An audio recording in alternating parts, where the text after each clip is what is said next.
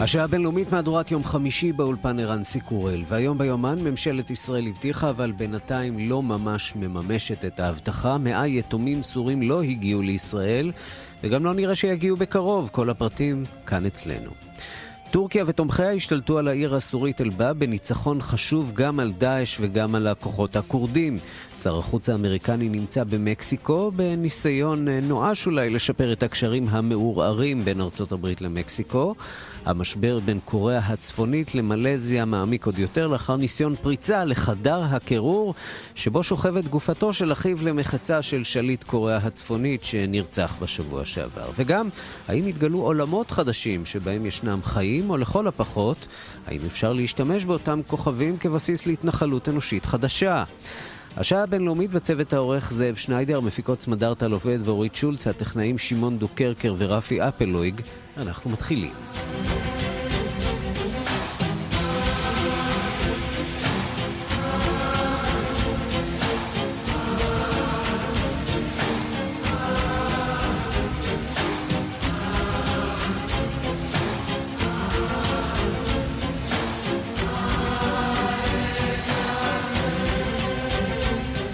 אז לפני חודש נודע כי ישראל נערכת להביא 100 ילדים יתומים סורים לישראל במסגרת מחווה הומניטרית. התוכנית הזאת אושרה בוועדה מיוחדת בהשתתפות נציגי רשות האוכלוסין, משרד החוץ והסוכנות היהודית. היום אנחנו מגלים שהתוכנית למעשה תקועה. שלום לכתבנו לענייני פנים גיא מולדובסקי. שלום, באמת לפני כמה חודשים בואו נזכר במה שקרה שם. מישהו העלה את הרעיון שישראל צריכה להכניס לשטחה מספר לא גדול של יתומים מסוריה כמחווה הומניטרית, לדאוג להם, לשקם אותם נפשית ופיזית, לתת להם סטטוס כלשהו ולאפשר להם להמשיך את חייהם בישראל אם ירצו כמובן. מישהו הגיע עם העניין לראש הממשלה שביקש משר הפנים לערוך בדיקה האם הדבר אפשרי. דרעי החליט להקים ועדה, כמובן שיש שם נציג של רשות האוכלוסין כי מדובר על סטטוס, עניין תושבות וזה. עמוס ארבל, בכיר ברשות האוכלוסין, עמד בראש הוועדה. חוץ מזה נכנסו לשם נציגים של משרד החוץ, כי מדובר באמת בנושא בינלאומי סבוך, נציגים של הסוכנות, כי יש להם ניסיון מסוים במבצעים מסוג זה. חוץ מזה החליטו שנציגים של משרד החינוך אולי גם ייקחו חלק, ונציגים של משרד הרווחה.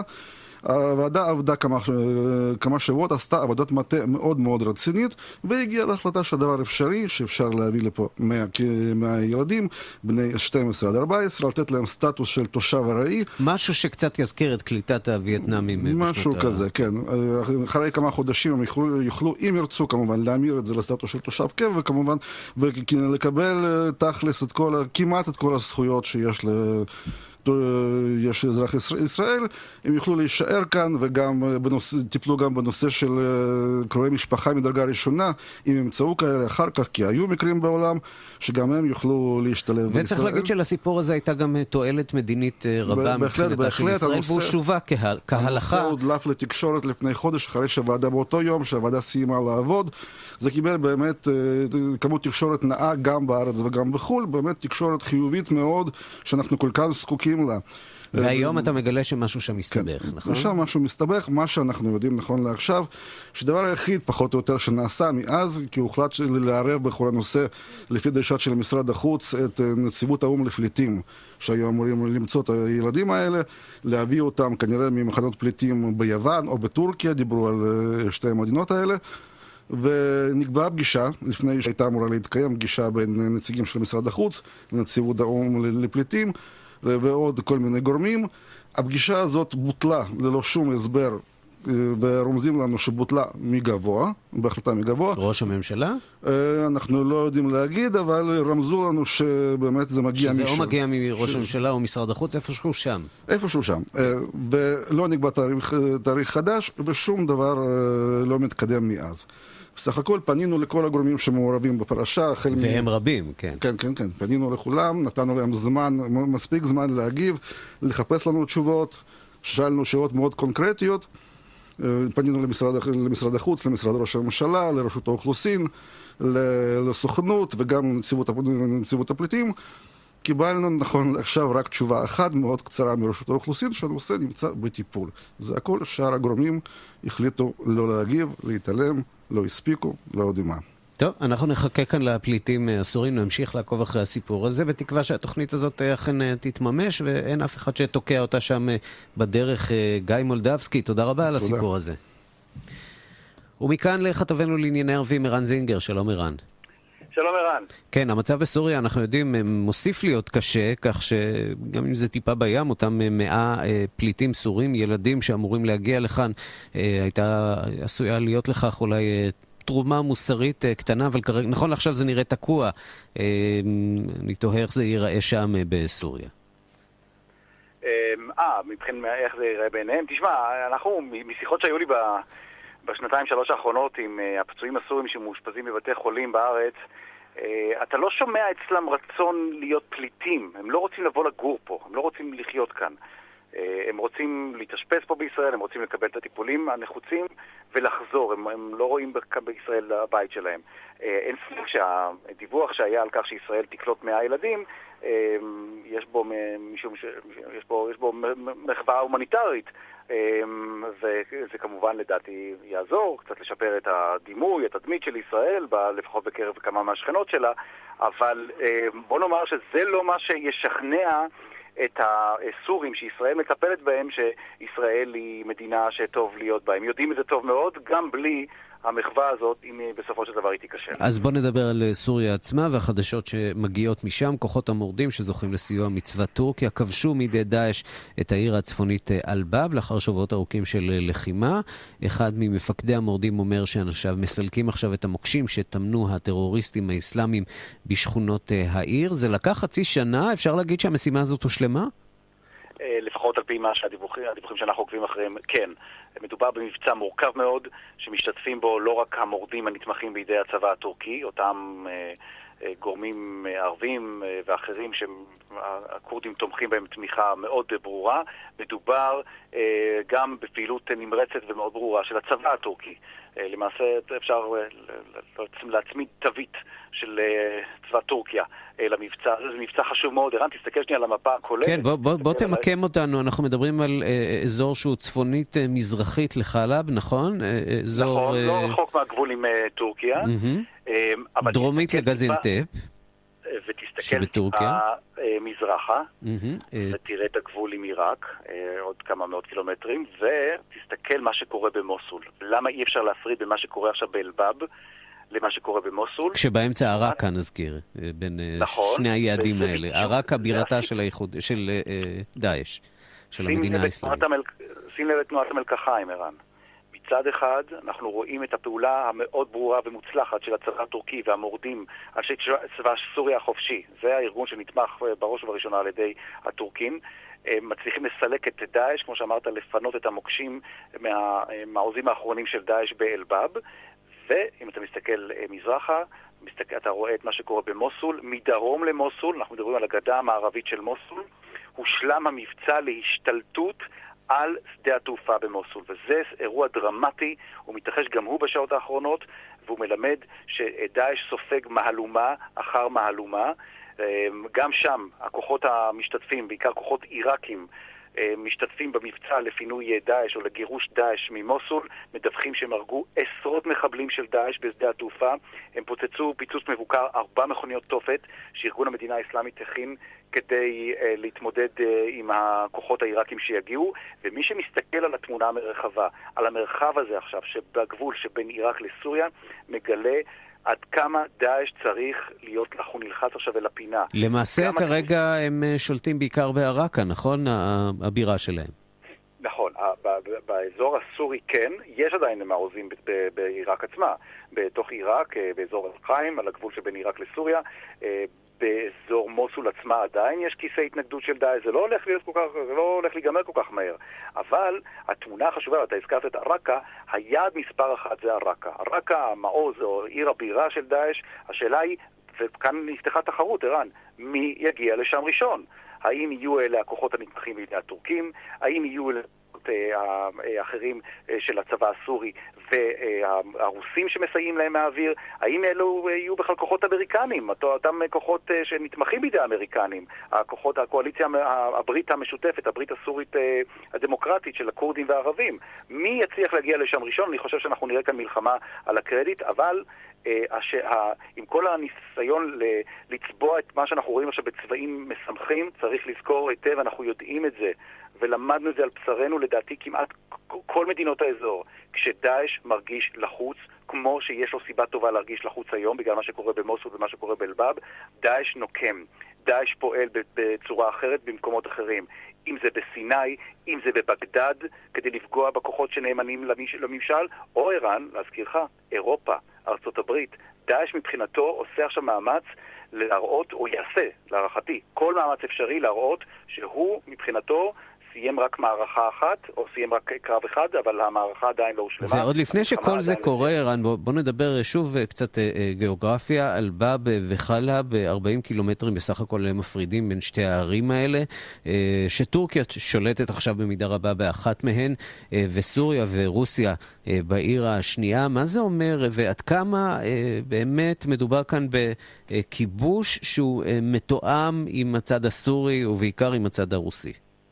אין מגעים, לפחות לא בידיעתי, או לא לידיעתי, אין מגעים בין אנקרה למשטר של אסד. יש מגעים בין הטורקים לבין הרוסים, המכנה המשותף, כולם רוצים להיפטר מדאעש, אבל כמובן צריך לחשוב על היום שאחרי. ייגמר המאבק בדאעש, מה יהיה לגבי הנוכחות הקורדית, מה יהיה לגבי הכוח הקורדי עצום, מה יהיה לגבי כל הנשק שמוחזק עכשיו בידי הקורדים שמאיים, כמו שאמרת, על ההגמוניה או מאיים על הנוכחות הטורקית, ובעיקר מאיים על הטורקים בכך שהקורדים ירצו לממש את זהו, אפשר להגיד שהכיבוש הזה הוא במידה רבה מכה ניצחת לא רק לדאעש, אלא אולי יותר מלדאעש, מכה ניצחת לקורדים ולשאיפות אולי שלהם לייצר פה איזשהו רצף טריטוריאלי. לשאלתך, העניין לא יקבע בין אנקרה לבין דמשק, גם לא בין אנקרה לבין מוסקבה. זה ייסגר רק בין וושינגטון לבין מוסקבה.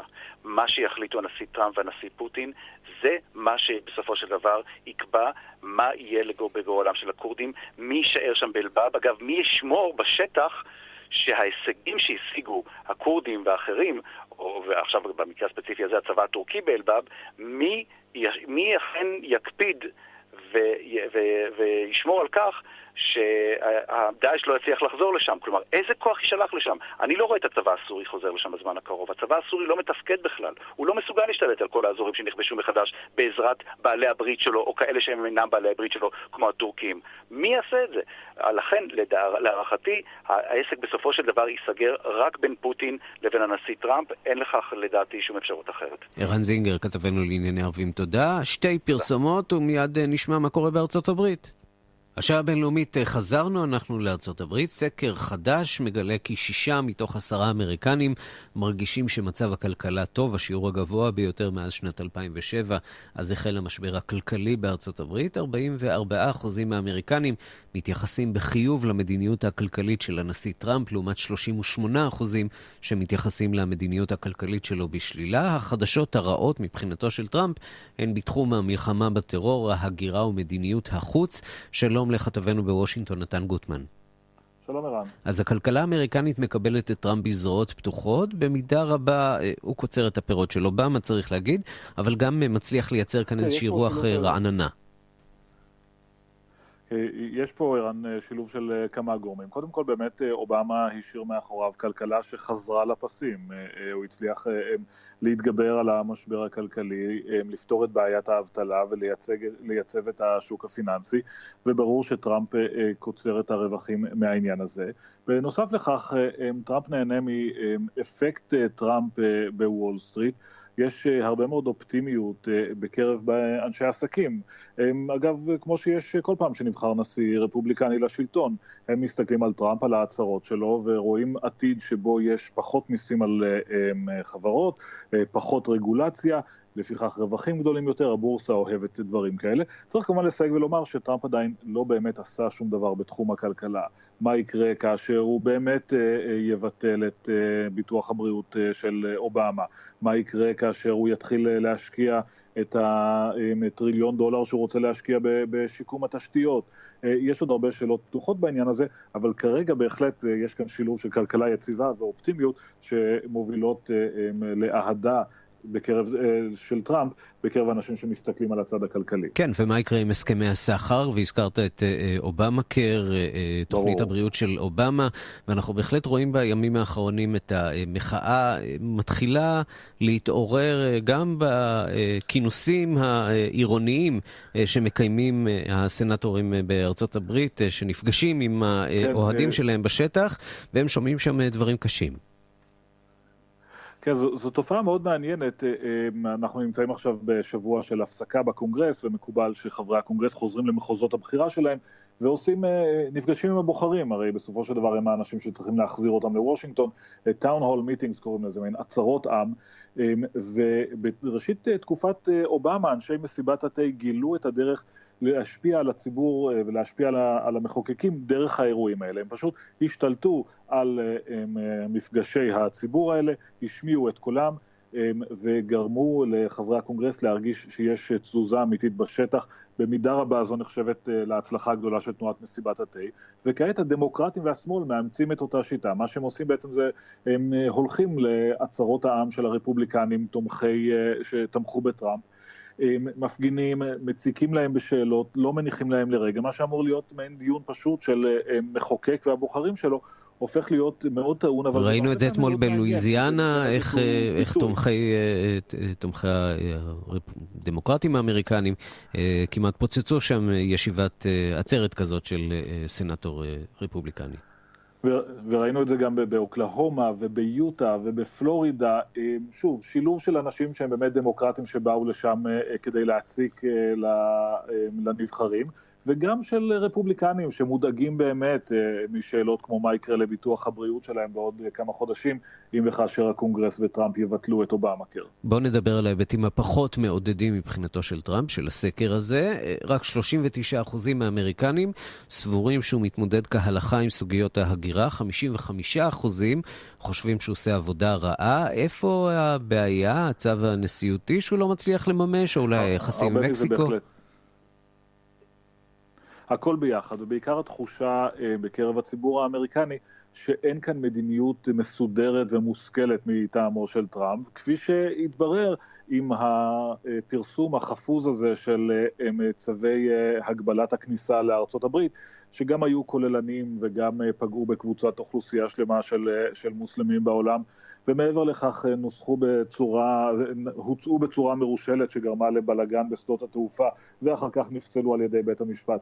עם ההתבטאויות שלו במפגשים ושיחות עם ראשי מדינות, מאוסטרליה ועד מקסיקו. כל הדברים האלה ביחד יצרו רושם שדונלד טראמפ לא מאורגן בתחום מדיניות החוץ והביטחון שלו, וזה מערער את האמון של הציבור. ויש לומר, אני חושב שטראמפ מודע לכך, לא במקרה הוא משגר את שר החוץ למקסיקו, בניסיון קצת לגשש וקצת להרגיע את הרוחות. לא במקרה הוא שולח את הגנרל מטיס לאירופה כדי לדבר שם עם שותפים, ולעיראק כדי להרגיע אותם שאף אחד לא הולך לקחת להם את הנפט. יש הבנה באיזשהו מקום בממשל שהשליפות האלה גם לא מקדמות את אמריקה דיפלומטית וגם לא מקדמות את מעמדו של דונלד טראמפ, ולכן יש טיפה ניסיון להרגיע עכשיו. נתן גוטמן, כתבנו בוושינגטון, תודה רבה לך. תודה רבה. למקסיקו סיטי הגיע אתמול שר החוץ האמריקני רקס טילרסון, שבועות אחדים לאחר שהנשיא אנריקה פנה נייטו ביטל את הביקור שלו בוושינגטון. הוא יפגוש שם לא מעט אנשים כועסים, בהם למשל שר החוץ המקסיקני לואיס וידגראי. Quiero dejar claro de la manera más enfática que el gobierno de México y el pueblo de México no tienen por qué aceptar disposiciones que de manera unilateral un gobierno le quiera imponer a otro. Muy bien. Esto implica un despliegue sin precedentes de información. אני אומר את זה באופן חד וברור, ממשלת מקסיקו והעם המקסיקני לא צריכים לקבל הוראות מממשלה אחרת שבאופן חד צדדי מעוניינת לכפות אותם על ממשלה אחרת. זהו רמז להתרפסות החסרת תקדים למקסיקנים שיודעים מה הם זכויותיהם, שיודעים כיצד לנהוג נגד ההפרות האפשריות של כבודם ונגד זכויות האדם. אנחנו רוצים לומר שלום לפרופסור בני טמקין במקסיקו סיטי. שלום בני. שלום לך. מה רקס טילרסון יכול לעשות או להגיד כדי להרגיע את המתיחות עם מקסיקו? האם אפשר בכלל להרגיע את ההקשרים שנראה שהולכים כאן לקראת התנגשות? לא, והיום היום בבוקר, עוד פחות, היום בבוקר יצאו כל העיתונים במקסיקו עם הקלטה של הדברים שנאמרו כאילו בפגישה קונפידנציאלית בין הנשיא לבין אנשי הסנאט הקונגרס, ושם הוא עשה ניתוח על כל החולשות של טראמפ, והעובדה שמקסיקו לא תסכים לשום צד חד צדדי מצד ארצות הברית, והיא תגיב באותה צורה בדיוק שארצות הברית תעשה. זאת אומרת, על כל מס שהם יטילו, מקסיקו תטיל מס במקומות הכי כואבים, זה אומר באותם האזורים הכי רגישים, וגם הכי רגישים פוליטית, כי אלה אזורים שתמכו בטראמפ בבחירות. זאת אומרת, אלה היו הצהרות, אני לא יודע אם הם נמסרו על ידי השלטון עצמו או על ידי אנשי הסנאט שרצו לעשות את זה, אבל העובדה היא שהיום בבוקר אנחנו קמים למציאות הרבה יותר חריפה מבחינת היחסים. או במילים אחרות עכשיו גם השלטון המקסיקני מקצין, עובר אולי לפסים פופוליסטיים. צריך לזכור שאנחנו נמצאים בשנת בחירות, אמנם לא של פנינייטו, אבל המפלגה שלו בהחלט רוצה לנצח. האם באמת למקסיקו יש מנופי לחץ מול ארצות הברית? כשהם אומרים נפגע בכלכלה האמריקנית, איך מקסיקו יכולה לפגוע בכלכלה האמריקנית? קודם כל היא תפגע במקום אחר, היא פוגעת בעניין של הביטחון בגבולות, ומקסיקו לא משתפת פעולה עם המדיניות של טראמפ של לזרוק אנשים, גם לא מקסיקאים, לתוך מקסיקו. מקסיקו תגיב בצורה מאוד קשה לצד שננקט על ידי טראמפ יום לפני שבא טילרסון לכאן, אותו צד של החרפת המדיניות של גירוש אנשים בלתי לגליים. מה זה אומר, שלא יסכימו לקלוט אזרחים מקסיקנים בחזרה במקסיקו, או משהו מסוג אחר? לא, הם צריכים להוכיח שהם מקסיקאים, ומכיוון שיש הרבה מרכז אמריקאים שהוא היה רוצה לזרוק למקסיקו ויש לו בעיה קשה, אבל זה גם בכלל כל העניין של שמירת הגבולות מאוד רגיש מבחינת ארצות הברית. הוא גם מכריז ויש מנופים, מכיוון שלא רק מקסיקו מייצאת הרבה לארצות הברית.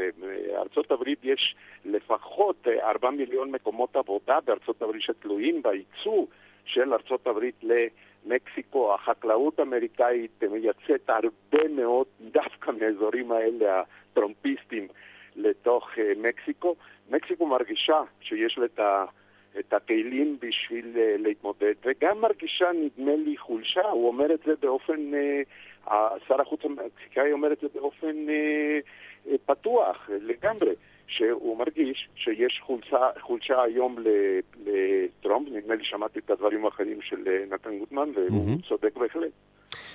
בני טמקין, פרופסור בני טמקין במקסיקו סיטי, תודה רבה על הדברים. להתראות ושלום.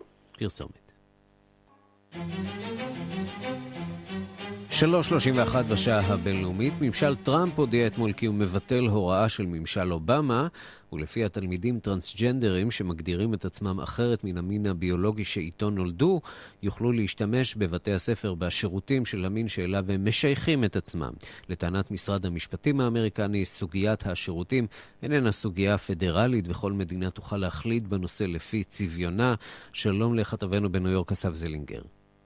שלום רב. זה לכאורה נשמע עניין מאוד, באמת אולי פדרלי, אולי אפילו עירוני. איך סוגיית השירותים הפכה לסוגיה כל כך מרכזית, עד כדי כך שהיא מעסיקה את הנשיא ואת משרד המשפטים? אחת הסיבות שהסוגיה הזו הפכה לסוגיה כזו מרכזית היא הכיתוב האדיר בחברה האמריקאית בין האגף המאוד שמרני לאגף הליברלי. כפי שאתה זוכר, אובמה היה הקטר שהוביל את האגף הליברלי קדימה במחאה די אדירה מהצד הקונסרבטיבי של המפה, שגם הנחיל לאחר מכן להילרי קלינטון את התבוסה וקצת חישק את דונלד טראמפ. בזמנו אובמה הודיע שהוא יחייב את כל המוסדות הציבוריים ובראשם בתי ספר לאפשר לתלמידי טרנס להשתמש בשירותים לפי המין שאליו הם משתייכים ולאו דווקא המין שאליו הם נולדו. בזמנו טראמפ הודיע שהוא יכבד את הזכויות הללו, אך כיום מוצא את עצמו בחדר הסגלגל עם בעיה אדירה. הקונסרבטיבים שנתנו לו את הניצחון הם אלו שדורשים ממנו בעצם להכריע את הכף בין התובע הכללי שלו, ג'ף סשנס, אדם שמרן מאוד, לבין שרת החינוך בטסי דה ווס, שדווקא התבטאה בזכות החקיקה וטענה שיש לתמוך בה ולאפשר לה להתקיים. בסופו של דבר השלישייה הזו נאלצת ליישר קו, ומיישרת קו לפי מה שהבוחרים החליטו. כשצריך להגיד שזאת סוגיה חשובה, אני מניח, לטרנסג'נדרים, אבל בעיקר סוגיה עקרונית, פחות סוגיה מעשית, נכון? כן, באופן עקרוני לא, החוק הזה בכלל לא נכנס לתוקפו, היה צו מניעה של בית המשפט העליון כנגד הצו של אובמה, ובגלל אותה תביעה וכתב ההגנה שנדרשה הממשלה להציג, בעצם מגיע השינוי הזה בחקיקה, והמדינות עדיין יוכלו לכבד את רצון הבוחרים הספציפיים שלהם, למשל כאן בניו יורק, לא צפוי להיות שינוי והאג'נדה הליברלית עדיין תימשך, אבל מדינות כמו צפון קרוליינה, שכפי שאתה זוכר דיברנו עליהן הרבה, מדינות שהובטח להן חרם כלכלי מצד מדינות ליברליות יותר, וגם מצד הממשל הפדרלי בגין פגיעה בזכויות אדם, יוכלו להמשיך ולקבוע מדיניות משלהם, כשבסופו של דבר יהיו אלה בתי הספר שיחליטו, בלי הרבה ממשלה, אלא לפי השכל הישר ואולי קצת חמלה. אסף זלינגר, כתבנו בניו יורק, תודה רבה לך. תודה.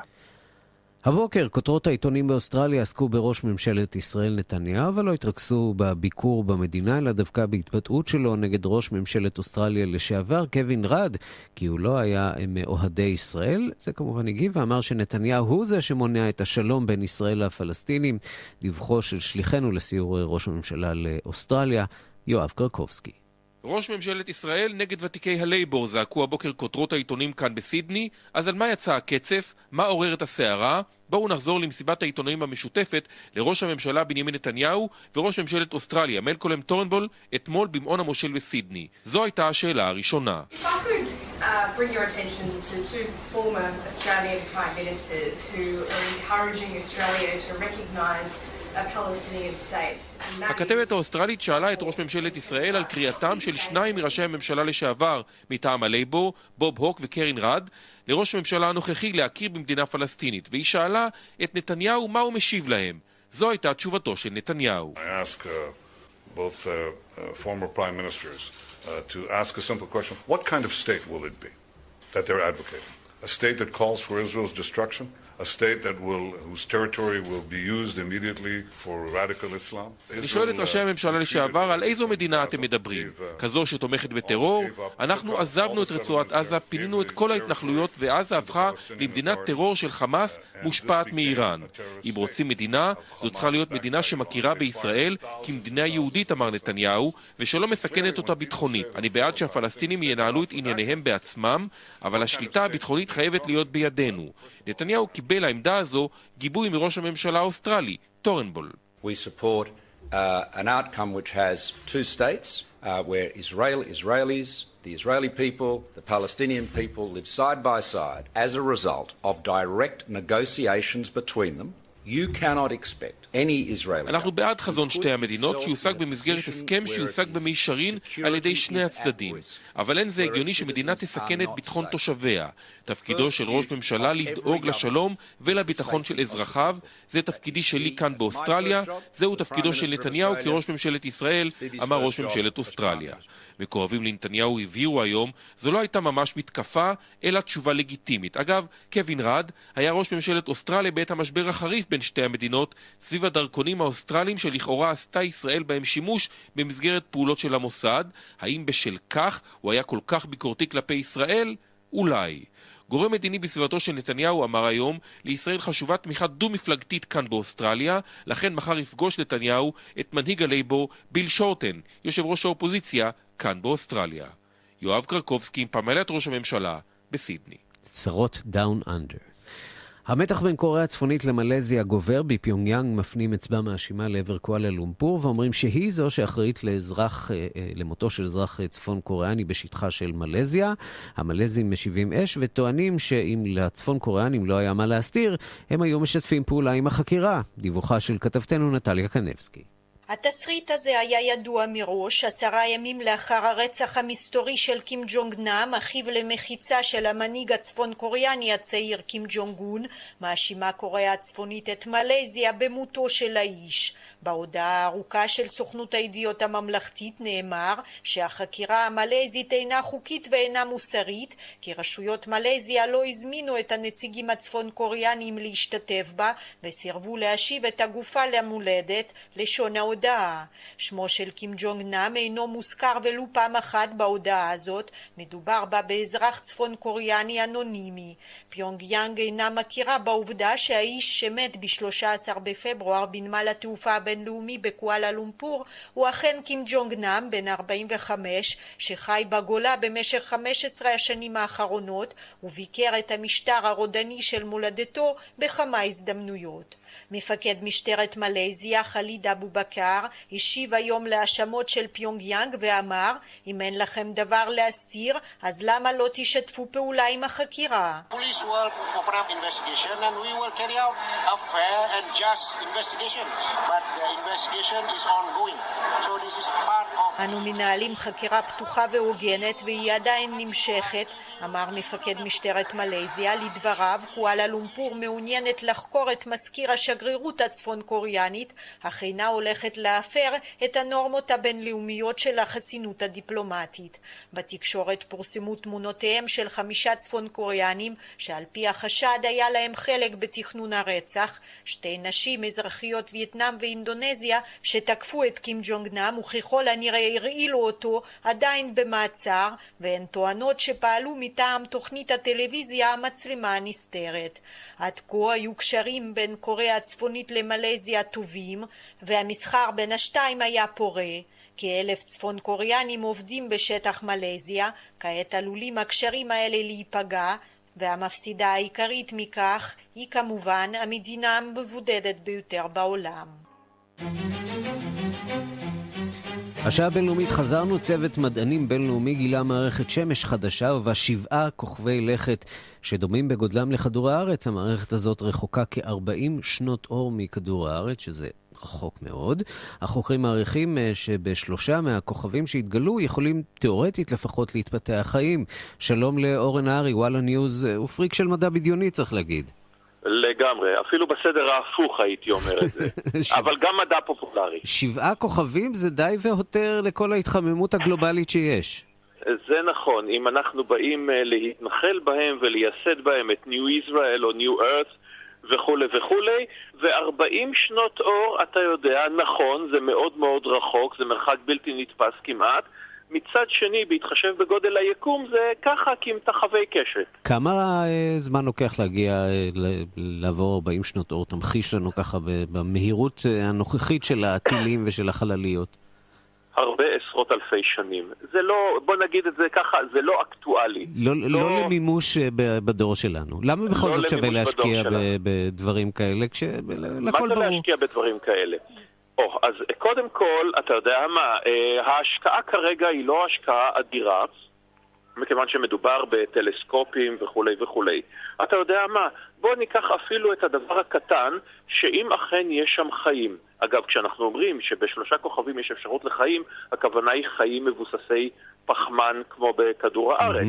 יכול להיות, אתה יודע, שיש באיזשהם מקומות ביקום הבלתי נתפס הזה, על מאות מיליארדי הגלקסיות שיש בו ומאות טריליוני הכוכבים, שיש חיים מבוססים על צורן או על השד יודע מה, דברים שאנחנו בכלל לא יכולים להעלות בדעתנו. אתה יודע מה, אפילו למטרות הרתעה והתראה, אם נניח יש שם חיים, ואם החיים הם לא ברמת האמבה, או אפילו החיים כמו שהיו לפני 200 שנה כאן בכדור הארץ שהם לא מהווים סיכון, אלא חיים בטכנולוגיה מתקדמת שיוצאת לחקור את היקום, כדאי מאוד מאוד שאנחנו לא נהיה במצבם של נניח האינדיאנים באמריקה, שלא יודעים איזה קטסטרופה הולכת להתרחש עליהם עם טכנולוגיה עדיפה. או במילים אחרות אתה אומר, המידע הזה חשוב לנו כמין האנושי כדי לשמור על ביטחוננו לכל הפחות. אתה יודע מה? לא נוכל לשמור על ביטחוננו. אם יבוא מין שיש לו ספינות חלל והוא עובר את מהירות האור ויש לו כלי נשק כאלה, אנחנו רק נוכל לפנות לרחמיהם, מכיוון שאם ניקח את ההיסטוריה העגומה של המין האנושי, כל פעם, עם כל הכוונות הטובות בעולם, ולא תמיד היו כוונות טובות, כל פעם שתרבות עם טכנולוגיה עילית פגשה תרבות עם טכנולוגיה נחותה יותר, התרבות עם הטכנולוגיה הנחותה יותר במקרה הטוב נכבשה, ובמקרה הרע הוכחדה. כן, וזה אולי הפחד הקמאי שאפשר למצוא אותו בכל כך הרבה ספרים, סרטים, סדרות. יש סדרה אחת למשל שרצה עכשיו בארצות הברית שנקראת קולוניה, על השתלטות של חייזרים על המין האנושי, על כדור הארץ. הם לא הורגים אותנו לחלוטין שם בסדרה הזאת, אלא מסדרים אותנו יפה יפה בתוך מחנות, וזה כמובן... כמה מרגיע. כן, בהחלט לא מרגיע, והמין האנושי, כידוע בסדרות כאלה, מנסה להתגבר על האתגרים האלה ויכול להם. אתה אומר שבחיים... לא תמיד. אתה יודע מה, אם אנחנו ניקח, אין נושא שהמדע הבדיוני לא מתעסק בו יותר מאשר המפגש עם החייזרים, המפגש הראשון. עכשיו, אפשר לחלק את זה חלוקה גסה לשניים. המפגש הראשון שמתחיל מלחמה, בדרך כלל, אתה יודע, ואז תמיד החייזרים האלה הם יראו, לא תמיד, אבל הרבה פעמים כמו חרקים וכולי.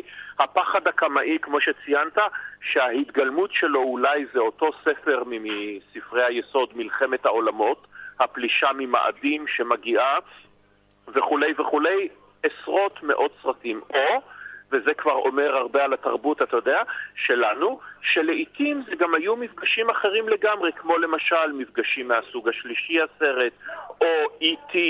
אב הטיפוס, שבו, אתה יודע, אפשר להגיע לאיזושהי הבנה, וכמובן סטארטרק, הסדרה המיתולוגית, שבה כמו בכדור הארץ, יש בריתות, יש קלינגונים, יש רומולים, כלומר יש כל מיני תרבויות, עם חלק מהן אנחנו ביחסי ידידות, עם אחרים אנחנו ביחסי איבה כמקובל, מדי פעם יש התלקחויות. בקיצור, אנחנו לוקחים את ההיסטוריה שלנו ומשליכים אותה על הדמיון העתידי. טוב, נותר לנו רק להתפלל שילדינו, נכדינו ואולי נכדינו יזכו לראות מה קורה שם בשבעת הכוכבים האלה. שבהחלט מציתים את הדמיון. ברשותך, ערן, עוד מילה. אתה שאלת למה זה שווה. זה שווה כי זה מה שעושה אותנו למה שאנחנו במיטבנו, הסקרנות. הרצון לדעת מה קורה שם.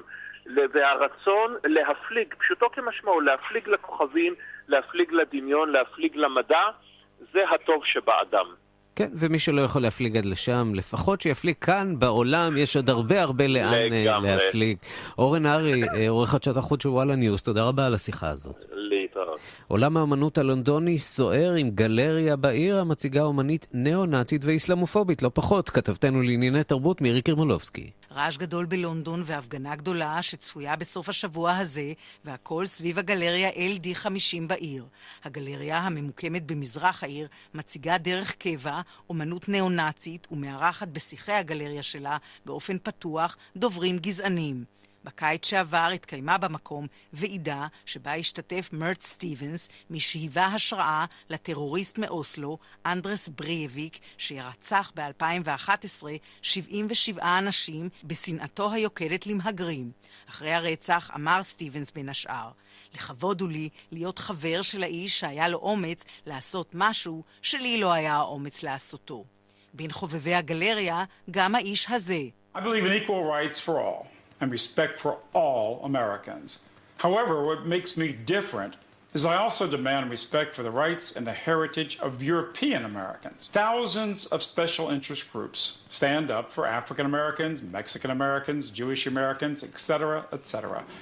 The fact is that European Americans need at least one man in the United States Senate. One man. אני מאמין בזכויות שוות לכל, אך בשונה מאחרים, אני רוצה זכויות לאמריקנים ממוצא אירופי.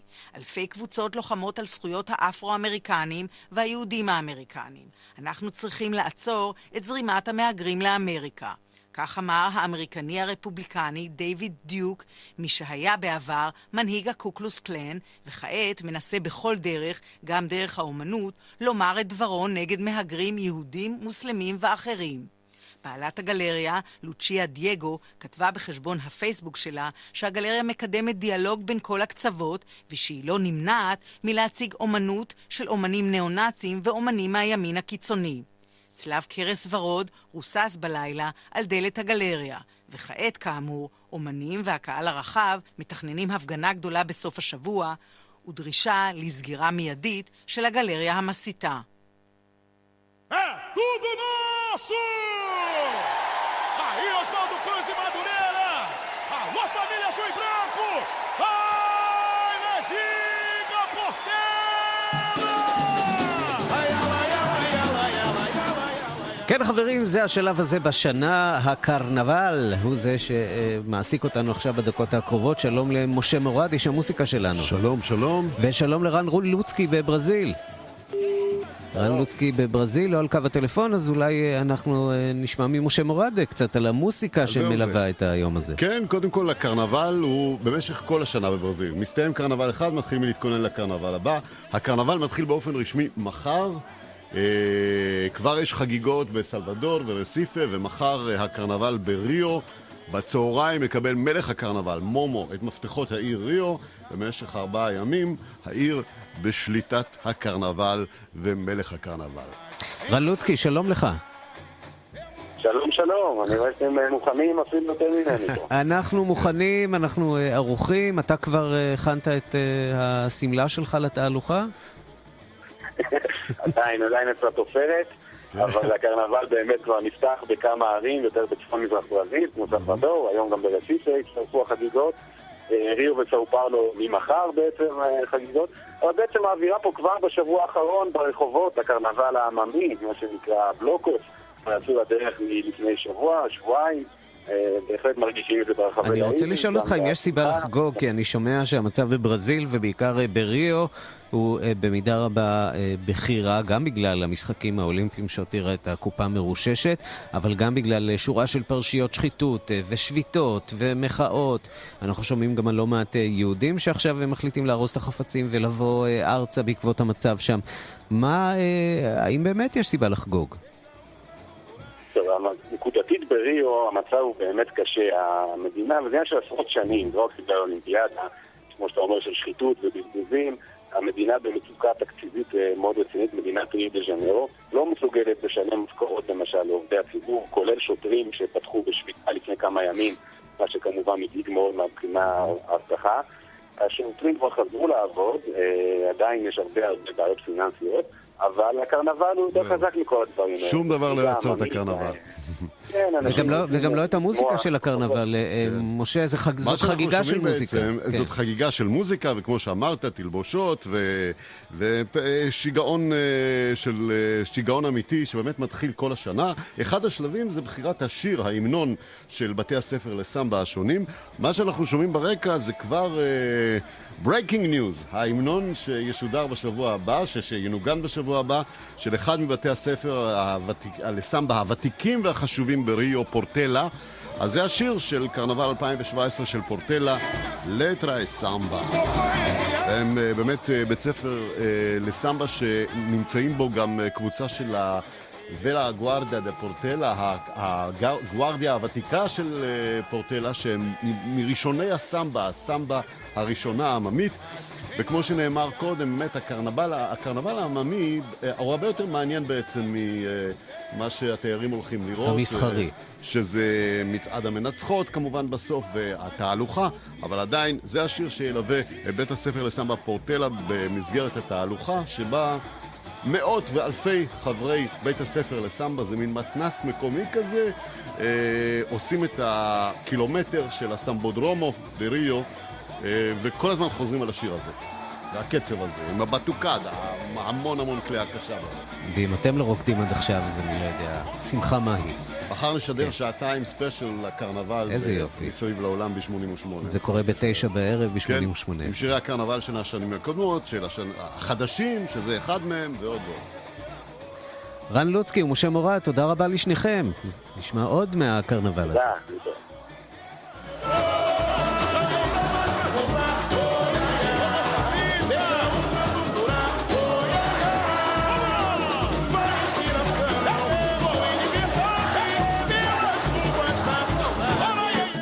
אוקיי, זה אחד מההמנונים החדשים. בואו נשמע עוד אחד.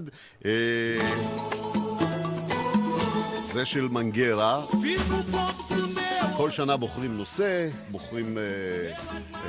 מתחילים לתפור את השמלות והתחפושות ובוחרים את השיר. אפשר לדבר על איזושהי אבולוציה מוסיקלית במוזיקה של הקרנבל, או שזה תמיד אותה סמבה, תמיד אותו קצב ומוסיקה של... קודם כל יש אבולוציה כמובן בסמבה, אבל הקרנבל זה מסורת.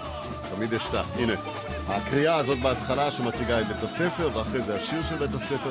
בדרך כלל שיר מאוד פשוט, אבל שחוזר על עצמו במשך כל התהלוכה, ואז הוא נתפס בראש, ואחרי זה כולם רוקדים אותו ברחובות כאן.